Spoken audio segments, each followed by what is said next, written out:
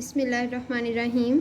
अस्सलाम वालेकुम स्टूडेंट्स, आज हम पेज नंबर 30 पर सरगर्मी बे का सवाल नंबर 3 करेंगे। अल्लाह ताला के नज़दीक सबसे अच्छा दीन कौन सा है? स्टूडेंट्स, अल्लाह ताला के नज़दीक सबसे अच्छा दीन दीन इस्लाम है।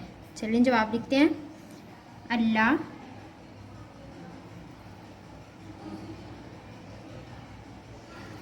ताला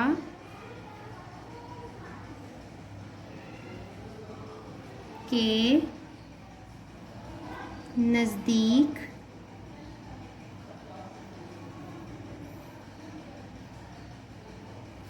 सब से अच्छा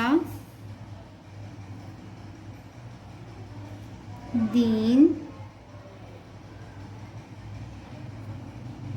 दीने इस्लाम।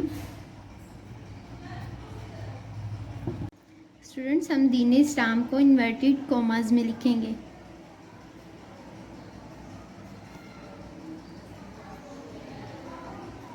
इस तरह से दीन इस्लाम है, लास्ट पे ख़त्मा लगाएंगे।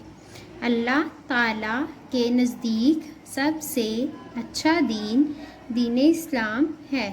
आज के लिए इतना ही। अल्लाह हाफ़िज़।